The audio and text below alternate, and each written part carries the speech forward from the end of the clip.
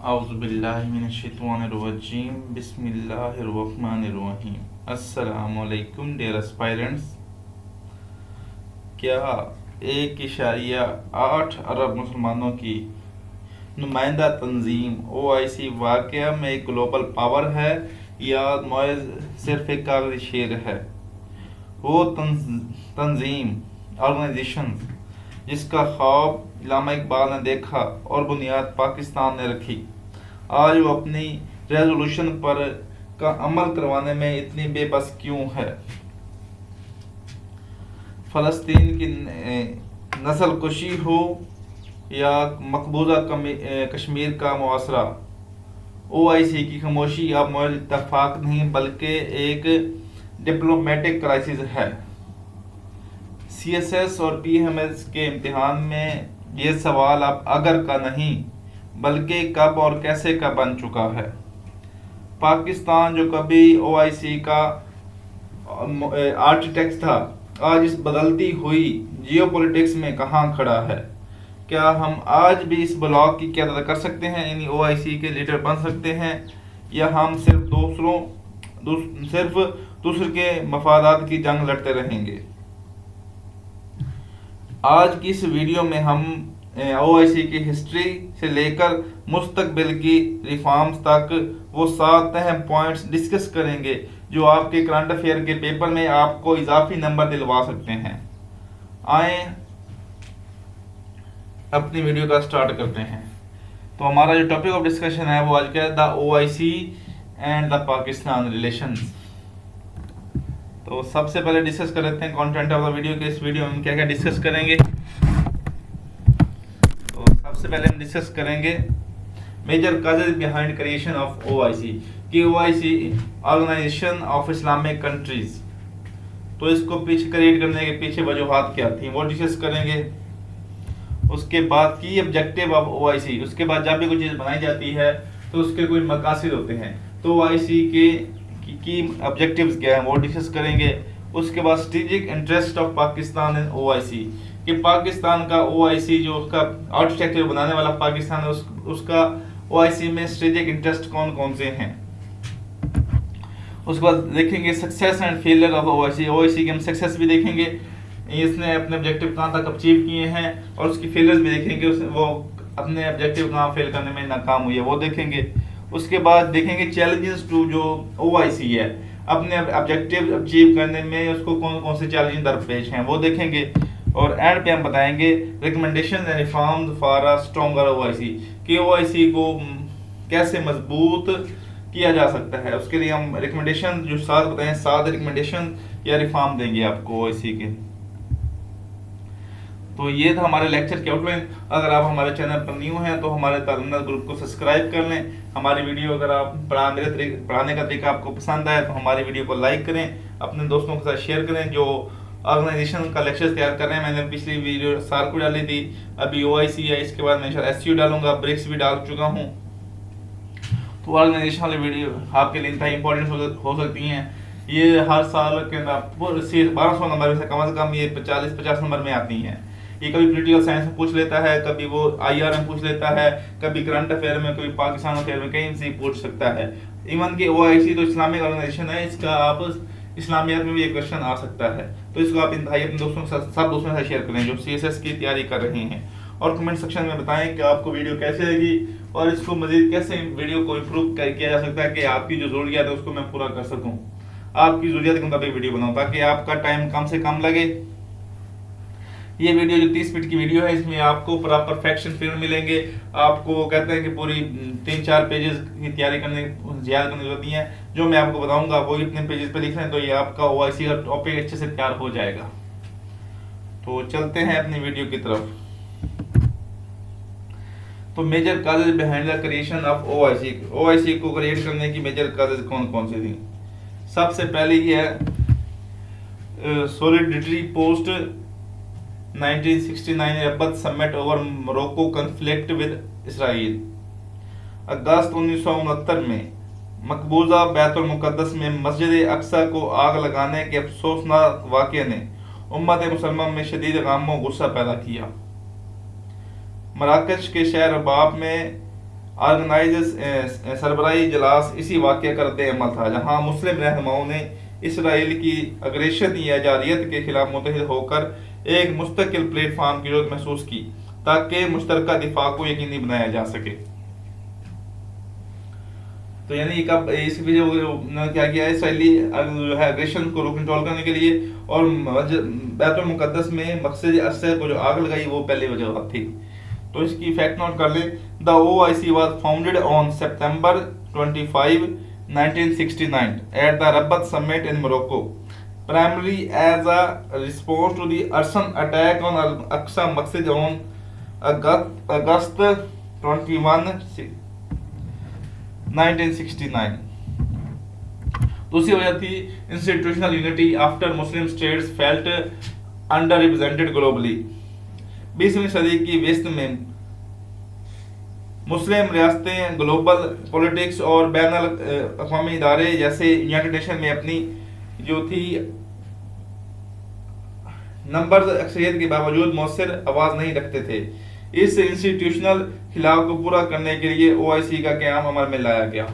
कि इसको क्यों बनाया गया? ताकि UN में आबादी तो थी मुस्लिम ममालिक की, लेकिन उनकी इतनी ज़्यादा रिप्रेजेंटेशन नहीं थी, इसलिए उसको खिलाफ को पहले ख़त्म करने के लिए OIC को बनाया गया। तीसरी वजह थी desire to coordinate policy on Palestinian struggle and Islamic holy sites. Desire to coordinate policy on Palestinian struggle and Islamic holy sites.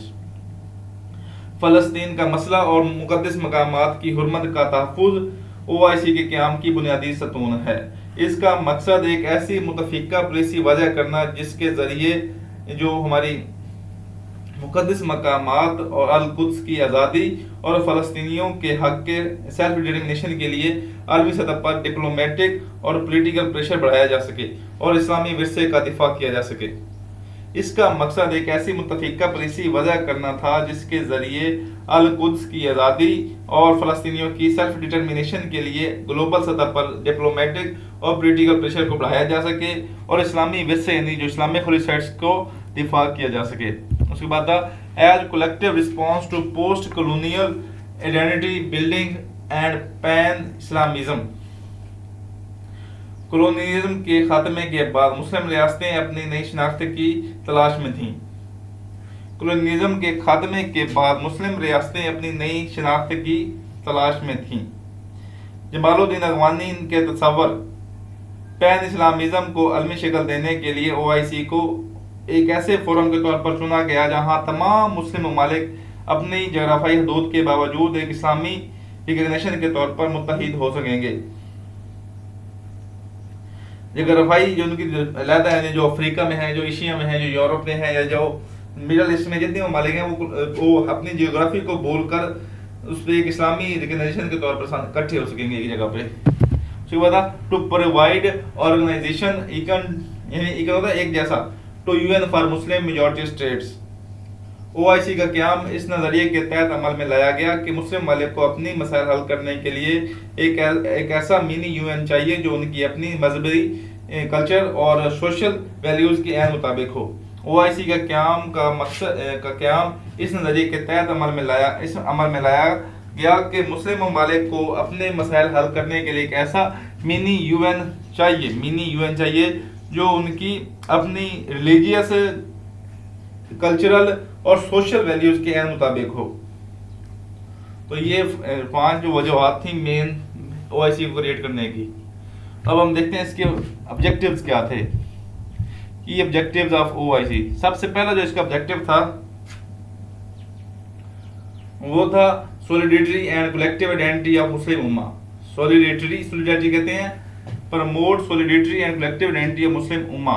Solidarity कहते हैं ये इब्न खल्दून की जो वो असाबिया कहते हैं कि इसके सब मुसलमान घूम सके, तो उसको सॉलिडेरिटी को प्रमोट करना, असाबिया को प्रमोट करना। तो इसमें था OIC का बुनियादी मकसद नस्ली और लसानी बुनियादों से बालातर होकर उम्मत मुसलमान के दरमियान इस्लामी भाईचारे और यकजहती को फ़रोग़ देना। असाबिया भी ये कहता था कि एक चीज़ जो सब में कामिल हो, तो कहता है कि नस्ल हो, ज़बान हो, इलाका हो, बुनियादों से बालातर होकर उम्मत मुसलमानों को दरमियान इस्लामी भाईचारे और यकजहती को फ़रोग़ देना था। यही दायरा इस बात को यकीनी बनाता है कि मुस्लिम ममालिक ग्लोबल सतह पर कलेक्टिव आइडेंटिटी के तौर पर उभरें, कलेक्टिव आइडेंटिटी के तौर पर उभरें। नंबर 2 है defend Holi sites and support Palestinian and Kashmir issues. OIC का क्याम का जो मेन की ऑब्जेक्टिव के तहत शहर इस्लाम के तहफ़्फ़ुज़ के लिए अमल में आया था। ओआईसी का क्याम ही जो हमारी होली साइट्स के तहफ़्फ़ुज़ के लिए अमल में लाया गया था। ये इदारा ओआईसी मसला फ़लस्तीन और मसला कश्मीर को उम्मत मुसलमान के अधूरे एजेंडे के तौर पर देखता है। इसका मकसद मकबूजा इलाकों में इंसानी हकूक़ की खिलाफ वर्जियों को रोकना। ओआईसी का मकसद मकबूजा इलाकों में इंसानी हकूक़ की खिलाफ वर्जियों को रोकना, अल-कुद्स की इंसानी इस्लामी शनाख्त को बरकरार रखना और कश्मीरी और फ़लस्तीनियों की सेल्फ डिटर्मिनेशन के लिए ग्लोबल डिप्लोमेटिक प्रेशर बढ़ाना था। नंबर 3 है coordinate political position in international फोरा। ओआईसी प्लेटफॉर्म मुस्लिम ममालिक को इस काबिल बनाता है कि वो अक़वाम मुत्तहिदा यानी यूएन और दीगर ग्लोबल इंस्टीट्यूशन में एक मुश्तरका मौक़िफ़ अपनाएं। इस ब्लॉक पॉलिटिक्स का मकसद ग्लोबल डिसीजन पर असरअंदाज होना ताकि मुस्लिम ममालिक के सियासी मफादात का तहफ़्फ़ुज़ किया जा सके। इस यानी ओआईसी बनाने का मकसद, ब्लॉक पॉलिटिक्स का मकसद ग्लोबल डिसीजन पर असरअंदाज होना ताकि मुस्लिम ममालिक के सियासी मफादात को तहफ़्फ़ुज़ किया जा सके। उसके बाद चौथा पॉइंट इसका ऑब्जेक्टिव था foster economic trade science and development cooperations. OIC का मकसद सिर्फ सियासी नहीं बल्कि माशी और साइंसी जो खुद इंसारी भी है कि जो मुस्लिम ममालिक उनके आपस में हो वो सेल्फ डिपेंडेंस होना कि वो वेस्टर्न पर डिपेंडेंट हों। तो पाकिस्तान में कॉमस्टेक और ICCIA जैसे इदारे ये तंजीम मुल्क ममालिक के दरमियान तजारत, टेक्नोलॉजी की मुंतकली और गुर्बत के खात्मे के लिए काम करते हैं ताकि मुस्लिम दुनिया आलमी माशरत में किसी पर मुनहसर रहने की बजाय एक ताकतवर माशी ब्लॉक बन सके। पाकिस्तान में कॉमस्टेक और ICCIA जैसे इदारे मुल्क ममालिक के दरमियान जो हमारे ओआईसी के मेंबर्स के दरमियान तजारत, टेक्नोलॉजी की ट्रांसफर टेक्नोलॉजी और गुर्बत के खात्मे के लिए काम करते हैं ताकि मुस्लिम दुनिया ग्लोबल इकोनॉमी में किसी पर डिपेंडेंट ना रहे बल्कि एक ताकतवर माशी ब्लॉक बनकर उभरे। उसके बाद था combat Islamophobia and advocate Muslim minorities rights. Islamophobia के खिलाफ जंग ओआईसी के जदीद एजेंडे का एक अहम हिस्सा है। ओआईसी वेस्टर्न ममालिक में मुसलमानों के खिलाफ बढ़ते हुए नफरत अंगेज प्रोपेगेंडा को रोकने और गैर मुस्लिम ममालिक में मुकीम मुस्लिम मिनॉरिटीज के हकूक़ के तहफ़्फ़ुज़ के लिए डिप्लोमेटिक मार्ग पर सरगर्म है। ओआईसी ने इस्लामोफोबिया के खिलाफ जंग ओआईसी के जदीद एजेंडे का एक अहम हिस्सा है। ओआईसी वेस्टर्न ममालिक में मुसलमानों के खिलाफ बढ़ते हुए नफरत अंगेज प्रोपेगेंडा को रोकने, प्रोपेगेंडा है वो है इस्लामोफोबिया, उसको रोकने और गैर मुस्लिम कंट्रीज में जो मुसलमान उसमें रह रहे हैं, मिनॉरिटीज में रह रहे हैं, उनके हकूक़ के तहफ़्फ़ुज़ के लिए डिप्लोमेटिक मार्ग पर काम करती है। इसका मकसद इस्लाम के पुरअमन उसकी जो सिंबल को उजागर करना है। उसके बाद नंबर 6 है facilitate meditation and peace efforts in Muslim majority conflict zone. OIC का एक अहम मकसद मुस्लिम ममालिक के दरमियान या उनकी अंदरूनी तनाज़ात का सालसिन मीडिएशन के जरिए हल करना है। ओआईसी का एक अहम मकसद मुस्लिम ममालिक के दरमियान या उनकी अंदरूनी तनाज़ात को मीडिएशन के जरिए हल करना है। यमन, शाम, लीबिया और अफगानिस्तान जैसे तनाज़ात में ये तंजीम फरीकन के दरमियान मज़ाकरात और इंसानी बुनियादों पर इमदाद की फराहमी में पुल का काम अदा करती है। ये हो गए थे आपके ऑब्जेक्टिव्स ऑफ ओआईसी। ऑब्जेक्टिव के बाद हम देखते हैं कि की interest, strategic interest of Pakistan in OIC के पाकिस्तान जो ओआईसी का आर्किटेक्चर है इसको बनाने वाला है, अदा करने वाला है, उसका इसमें कौन कौन से इंटरेस्ट हैं। सबसे पहला जो पाकिस्तान का इंटरेस्ट है वो है amplify the Kashmir narrative internationally. Pakistan के लिए ओआईसी एक ऐसा मौसर डिप्लोमेटिक फोरम है जहां से मसला कश्मीर की गूंज को पूरी दुनिया में सुनाया जा सकता है। पाकिस्तान इस प्लेटफॉर्म को इस्तेमाल करते हुए मकबूजा कश्मीर में इंसानी हकूक की खिलाफ वर्जियों को ग्लोबल सतह पर उजागर करता है और 57 मुस्लिम ममालिक की हमायत हासिल करके भारत पर इखलाकी और सियासी दबाव बढ़ाता है ताकि मसला यूनाइटेड नेशन की रेजोल्यूशन के मुताबिक हल हो सके। नंबर दूसरा जो ऑब्जेक्टिव इंटरेस्ट है पाकिस्तान को वो है reinforce Islamic identity and global Muslim solidarity. Reinforce Islamic identity and global Muslim solidarity. Pakistan का क़याम इस्लामी नज़रिए की बुनियाद पर इस्लामिक आइडियोलॉजी की बुनियाद पर अमल में आया था, इसलिए ओआईसी के साथ मुस्लिम उम्मा के साथ ताल्लुकात मजबूत करना। पाकिस्तान के कॉन्स्टिट्यूशन आर्टिकल 40 का तकाजा है। पाकिस्तान इस प्लेटफॉर्म के जरिए अपनी इस्लामी शनाख्त को तकवीत देता है, यानी इस्लामिक आइडेंटिटी को तकवीत देता है और इस्लामी फोबिया जैसे मसाइल पर कायदाना किरदार अदा करके आलमी सतह पर मुसलमानों की मफादात का तहफ़्फ़ुज़ को यकीनी बनाता है। तो इसकी केस स्टडी है Pakistan led the OIC initiative at the UN to designate 15 March as a international day to combat Islamophobia in 2022. Pakistan led the OIC initiative at the UN to designate 15 March as the International Day to combat Islamophobia in 2022. तीसरा जो interest है पाकिस्तान को वो है build economic and trade linkages with gulf and Africa. Pakistan अपनी economic stability के लिए OIC के मेंबर्स ममालिक स्पेशली मिडल ईस्ट और अफ्रीकी स्टेट्स के साथ करीबी तजारती ताल्लुकात का खैर खा बनाना चाहता है। इस स्ट्रेटेजिक मफाद का मकसद जो पाकिस्तान का स्ट्रेटेजिक इंटरेस्ट का मकसद एक्सपोर्ट्स में इजाफा, ह्यूमन कैपिटल के लिए नई मंडियां तलाश करना, यानी जो हमारी जो लेबर फोर्स है इनको गल्फ भेजना या अफ्रीका भेजना रेमिटेंसेस के लिए, और तवानाई के शोबे में ताउन हासिल करना है, और एनर्जी के शोबे में जो एलएनजी है ये पेट्रोल है, गैस, डीजल है, ये इनसे मंगवाना हासिल करना है, इसमें ताउन हासिल करना है ताकि मुल्की मईशत को पायदार बुनियादों पर स्टोर किया जा सके।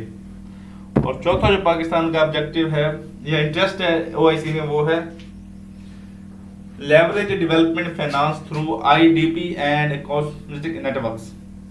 पाकिस्तान ओआईसी के फाइनेंशियल और साइंसी इदारों में भरपूर फायदा उठाता है। पाकिस्तान ओआईसी के फाइनेंशियल और साइंसी इदारों से भरपूर फायदा उठाता है। इस्लामी डेवलपमेंट बैंक पाकिस्तान को बड़ी बुनियादी ढांचे की मनसूबों के लिए कर्जे फराहम करता है। इस्लामी डेवलपमेंट बैंक पाकिस्तान को बड़े बुनियादी यानी बड़े इंफ्रास्ट्रक्चर प्रोजेक्ट्स के लिए कर्जे फराहम करता है।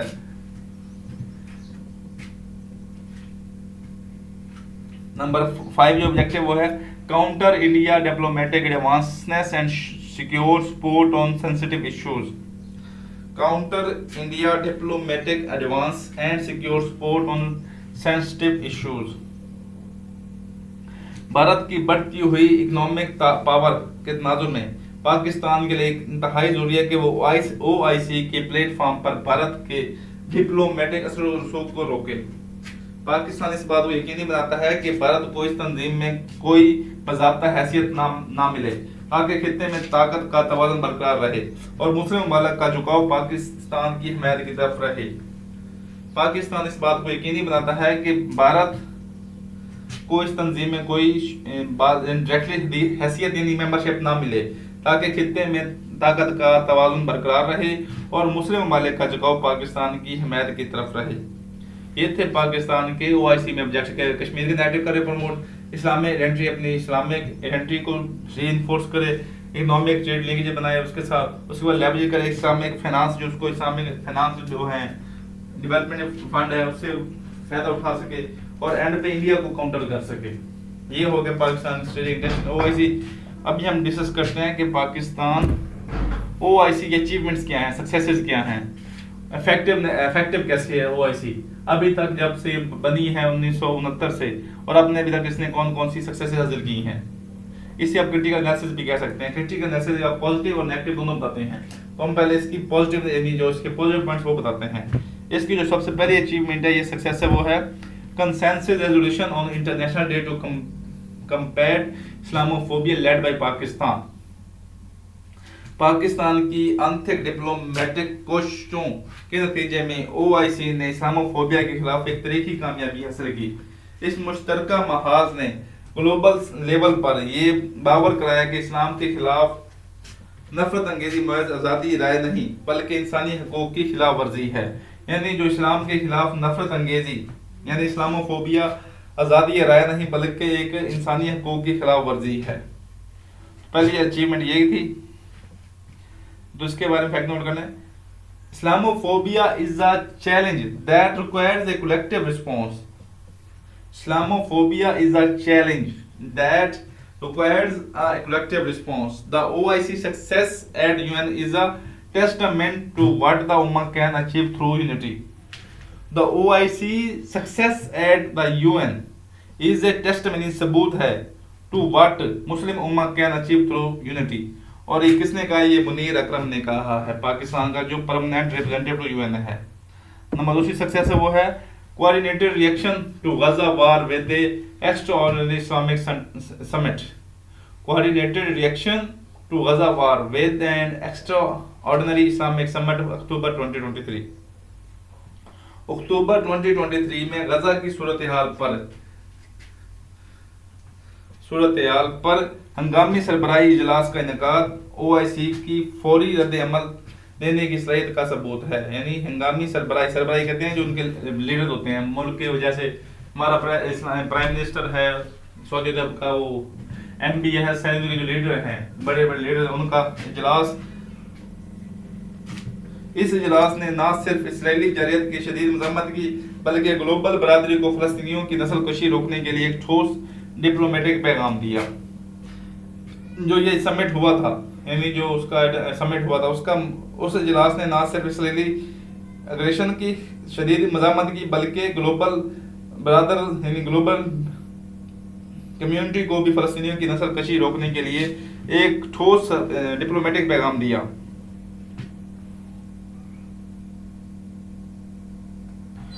नंबर 3 जो था वो है Establish Kashmir Contact Group and repeated advocacy at Confidence CFM।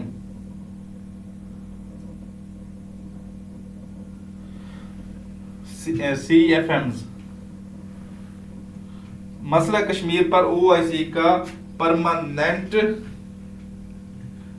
कहता है कि मुस्तकिल कॉन्टैक्ट ग्रुप पाकिस्तान की बड़ी सफारती डिप्लोमेटिक जीत है। मसला कश्मीर पर ओआईसी का मुस्तकिल कॉन्टैक्ट ग्रुप पाकिस्तान की एक बड़ी डिप्लोमेटिक जीत है। गुजरा में CFMs के इजलासों पर कश्मीर में बाकायदा इमामिया जारी करना यह ज़ाहिर करता है कि तमाम मुस्लिम ममालिक मसला कश्मीर को एक इलाकाई तनाज़े की बजाय पूरी उम्मत मुसलमान का मसला समझती हैं। कि जो CFMs कहते हैं वज़ीर खारजा के इजलासों पर कश्मीर के इमामिया जारी करना यह ज़ाहिर करता है कि तमाम मुस्लिम रियासतें मसला कश्मीर को एक इलाकाई तनाज़े की बजाय पूरी उम्मत मुसलमान का मसला समझती हैं। ये वकालत ग्लोबल फोरम पर भारत के बयानी को कमज़ोर करने में मावन साबित होता है। Functional institution like Islamic development bank ICCIA और कॉमस्टेक अक्रॉस मेंबर स्टेट्स। ओआईसी की कामयाबी सिर्फ बयानियत तक महदूद नहीं बल्कि इसके इदारे जैसे इस्लामिक डेवलपमेंट बैंक और कॉमस्टेक दुनिया अलमी तौर पर मुस्लिम दुनिया की तरक्की में मसरूफ हैं। IDP और कॉमस्टेक प्रैक्टिकली तौर पर मुस्लिम दुनिया की तरक्की में मसरूफ हैं। ये इदारे मेंबर्स ममालिक को माली इमदाद, साइंसी ताउन और ट्रेड कनेक्टिविटी फराहम करते हैं। ये इदारा जाती ढांचा, ये इंस्टीट्यूशनल स्ट्रक्चर मुस्लिम ममालिक के दरमियान माशी खुद इंसारी और टेक्निकल महारत के तबादले के लिए एक पायदार नेटवर्क पेश करता है।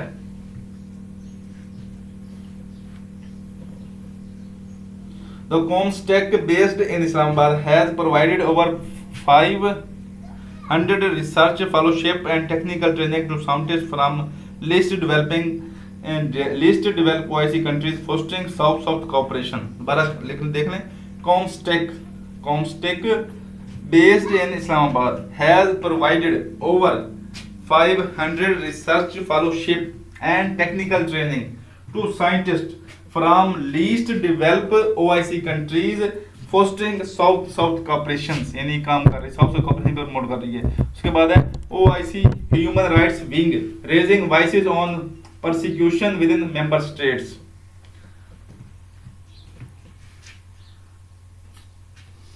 Independent permanent human rights commission का क़याम OIC की जदीद और तरक्की पसंद कामयाबी है. Independent permanent human rights commission का क़याम OIC की एक जदीद और तरक्की पसंद कामयाबी है. ये विंग ना सिर्फ गैर मुस्लिम ममालिक में मुस्लिम अक़लियतों के हकूक़ की बात करती है, बल्कि अपने मेंबर्स ममालिक के अंदर ही इंसानी हकूक़ की मियारात को जो इस्लामी इक़्तिदार के मुताबिक बेहतर बनाने पर जोर देता है.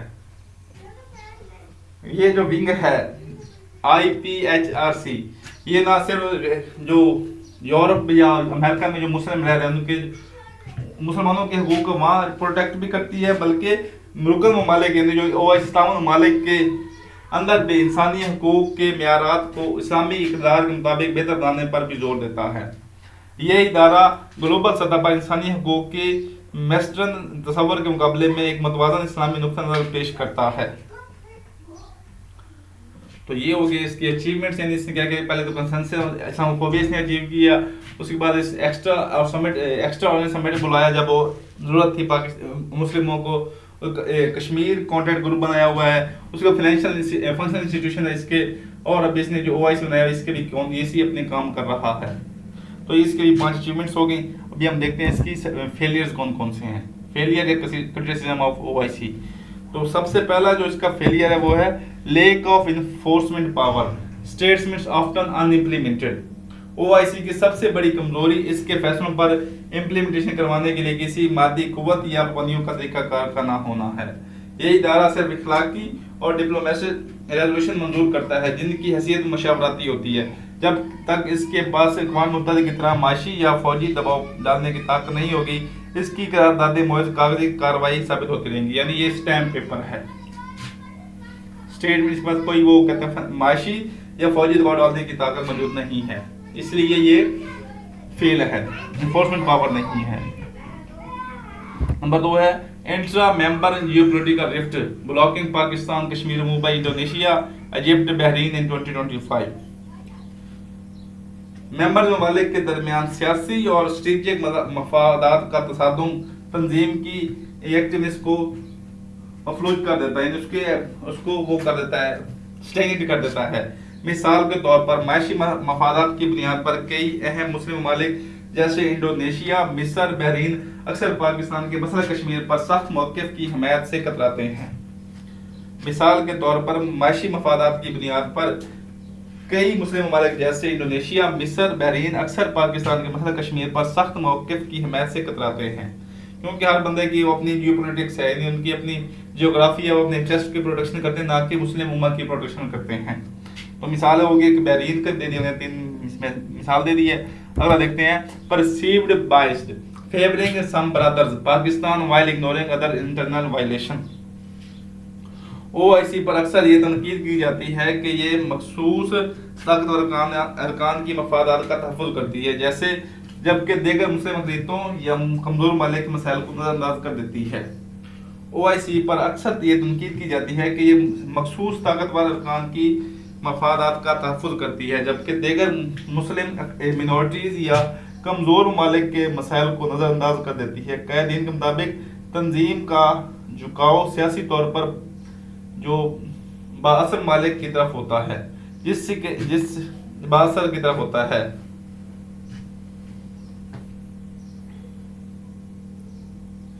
तो इसके बारे में फैक्ट नोट कर लें.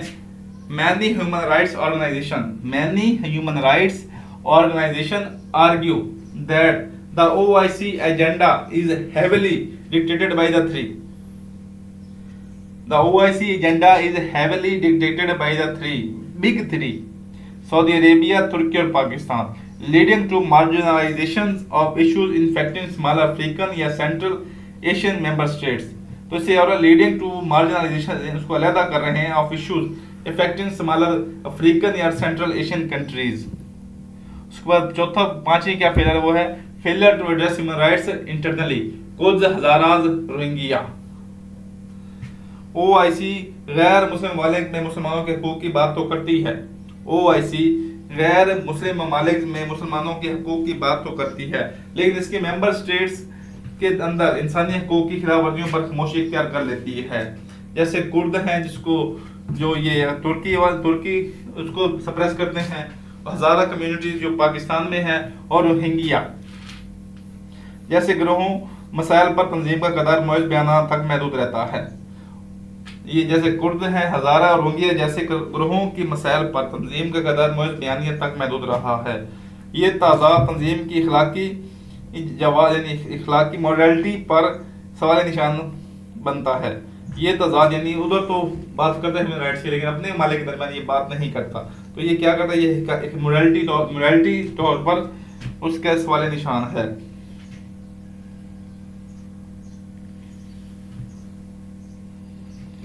उसका नंबर 5 जो इसका फेलियर है वो है Pakistan use of OIC seen as pragmatic national agenda pushing rather than broader Islamic consensus. Pakistan use of OIC seen as pragmatic national agenda pushing rather than broader Islamic concerns। Global level पर यह तसव्वुर पाया जाता है कि Pakistan OIC को उम्मत के वसी तर मसाइल की बजाय अपने नेशनल एजेंडा खास तौर पर कश्मीर और भारत के खिलाफ के लिए इस्तेमाल करता है। पाकिस्तान ओआईसी को उम्मत के वसी तर मसाइल की बजाय अपने कौमी एजेंडे यानी खास तौर पर कश्मीर और भारत के खिलाफ इस्तेमाल करता है। नाकदीन उसे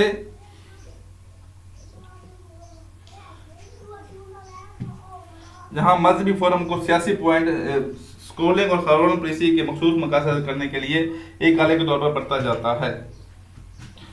तो रिसेंट इसका फिगर इफेक्ट नोट कर लें। Analysis of Pakistan diplomatic output show that over 70% of its official submission to OIC secretary since 2020 focus especially on the Jammu and Kashmir dispute and India domestic policies. Analysis of the Pakistan diplomatic output show that over 70% of its official submission to OIC secretariats since 2022 के 2020 से लेकर अब तक जो पाकिस्तान की जो submission हुई है डिप्लोमेटिक आउटपुट शो करती है कि specifically on Jammu and Kashmir dispute and India domestic policies. तो पाकिस्तान इसको अपना एक घरेलू अपने इंटरेस्ट के लिए प्रमोट कर रहा है, ना कि पूरी उम्मत मुसलमान के लिए। तो ये 5 इसकी जो है वो क्रिटिसिज्म है। और अभी हम देखते हैं इसको चैलेंजेस कौन कौन से हैं जो ओआईसी जो है वो अपने वो क्यों नहीं कर पा रही। इसकी वो क्रिटिसिज्म तो हो गया, अभी इसको हम देखते हैं चैलेंजेस कौन कौन से हैं, ओआईसी को कौन कौन से चैलेंज हैं जिसकी वजह से ओआईसी अपने ऑब्जेक्टिव अचीव करने में काम नहीं कर पा रही। सबसे पहला पॉइंट है diverging geopolitical interest among member states. OIC के ममालिक स्टेट्स जो उसकी जो है मेंबर स्टेट्स के दरमियान जियोग्राफी और सियासी मफादात का टकराव इत्तेहाद की राह में सबसे बड़ी रुकावट है। यानी डाइवर्जेंस है जो उनके अपने अपने हर मुल्क के अपने जियोपॉलिटिकल और जियोग्राफी और पॉलिटिकल इंटरेस्ट हैं, और ये सबसे बड़ी रुकावट है। सऊदी अरेबिया और ईरान जैसी इलाकाई ताकतों के माबैन सर्द जंग और मुख्तलिफ ममालिक के मगरब या ईस्ट के साथ ब्लॉक साजी ने उम्मत मुसलमा की मुश्तरका बयानियों को कमजोर कर दिया है।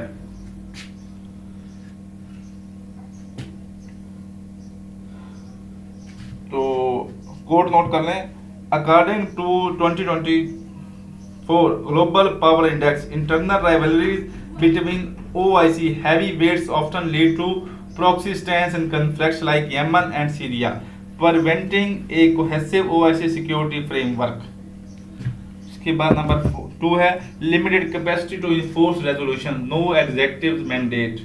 OIC का सबसे बड़ा इंस्टीट्यूशनल जो वीकनेस है या नुक्स है वो ये है कि इसके पास अपनी करारदादों पर अमल दरामद करवाने के लिए कोई इंतजामी यानी कोई एडमिनिस्ट्रेटिव या फौज मैनेजमेंट मौजूद नहीं है।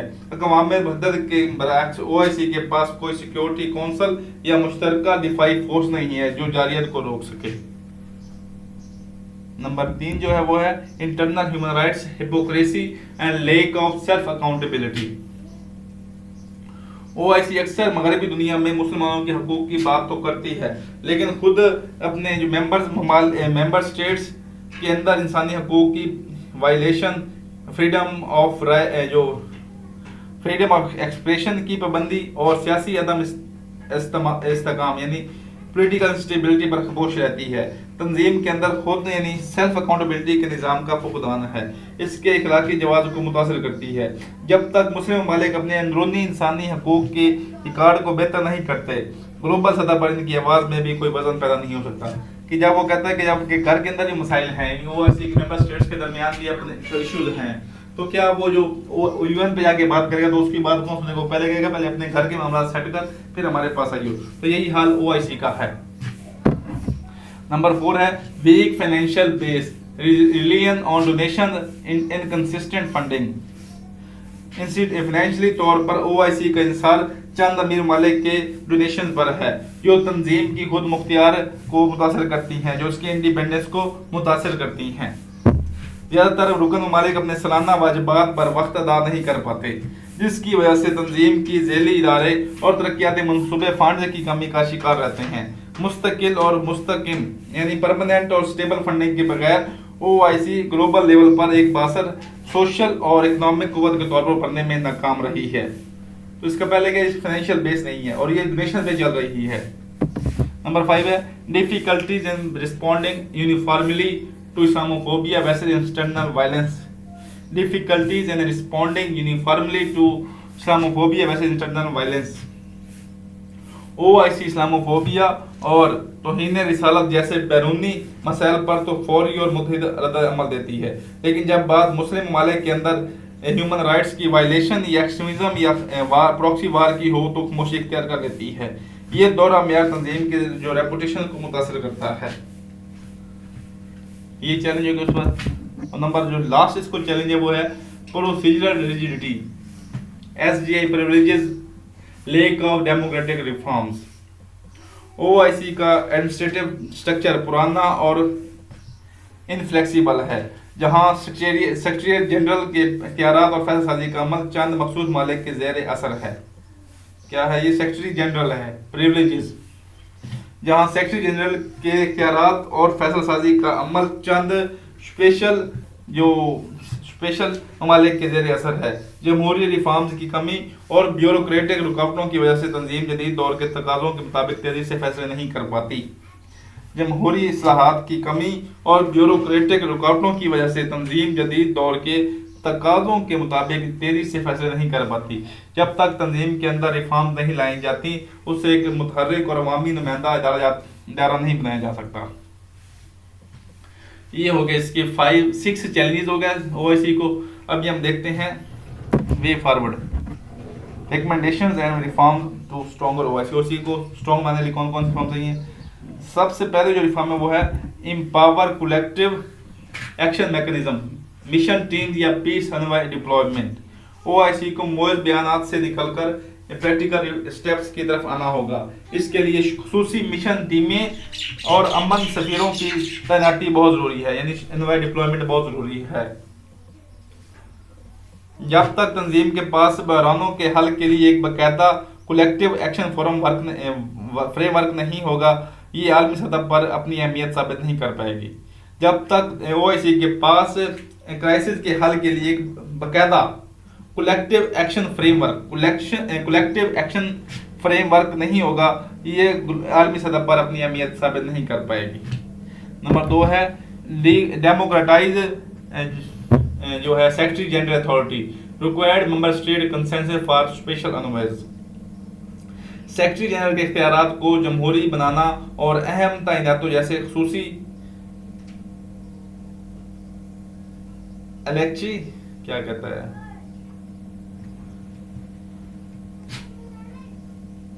और अहम नीतियों के लिए रुकन ममालिक के दरमियान वसी तर इत्तफाक राय पैदा करना वक्त की अहम जरूरत है।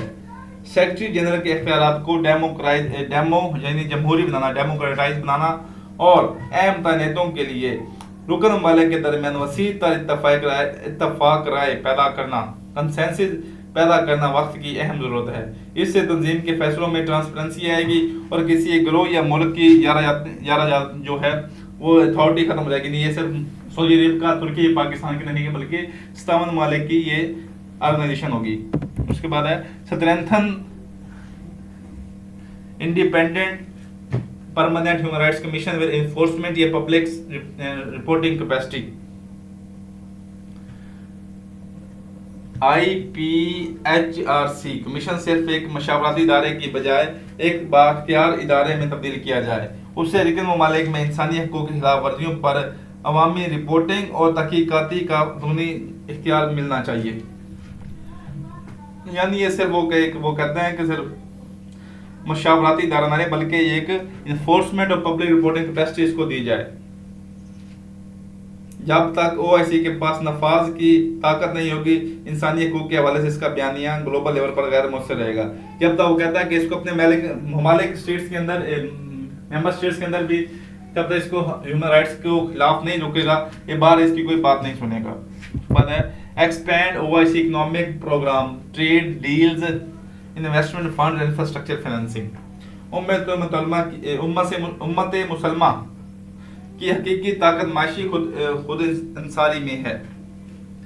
OIC को चाहिए कि वो मेंबर स्टेट्स के दरमियान आज़ादाना तजारत के मुआहदों, मुश्तरका सरमायाकारी और बुनियादी इंफ्रास्ट्रक्चर की तरक्की के लिए मालियाती प्रोग्राम को वसअत दे। इस्लामिक कॉमन मार्केट का क़याम न सिर्फ रुकन ममालिक को माशी तौर पर जोड़ेगा, बल्कि आलमी माशत में भी मुस्लिम ब्लॉक को हैसियत को भी मनवाएगा। Institutionalize annual review on Islamophobia with clear action points. Islamophobia के खिलाफ जंग को मोइज जज्बाती तकरीर की बजाय इंस्टीट्यूशनल शक्ल दी जाए। इस्लामोफोबिया के खिलाफ जंग को सिर्फ जज्बाती तकरीर की बजाय इंस्टीट्यूशनल शक्ल दी जाए।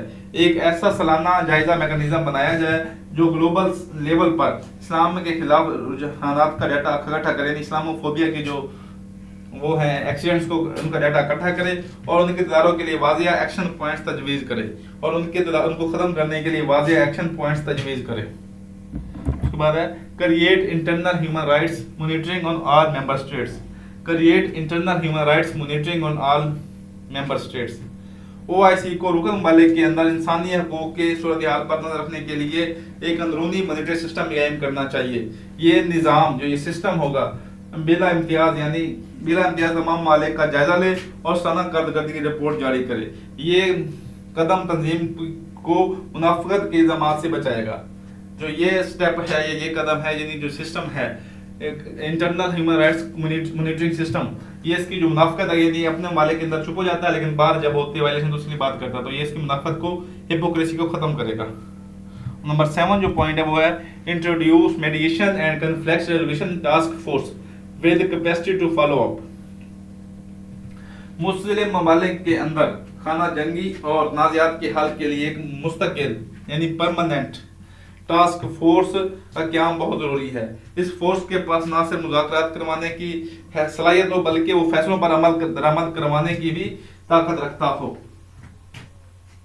ये टास्क फोर्स गैर मुल्की मदाखलत के बगैर उम्मत के अंदरूनी मसाइल को हल करने में एक अहम दिफा और सियासी ढाल साबित होगी। ये टास्क फोर्स गैर मुल्की इंटरफेरेंस के बगैर मुस्लिम उम्मा के अंदरूनी मसाइल को हल करने में एक अहम दिफाई और सियासी ढाल साबित होगी। तो इसका फैक्ट नोट कर लें, over 60% of world's active conflicts are currently located in OIC member states, necessitating a dedicated permanent task force rather than ad hoc committees. तो ये था हमारा OIC का लेक्चर। मैं उम्मीद करता हूँ कि आपको पसंद आया होगा। अगर पसंद आया तो इसको लाइक करें, अपने दोस्तों के साथ शेयर करें और वीडियो देखने के लिए सब भाइयों का शुक्रिया। वस्सलाम।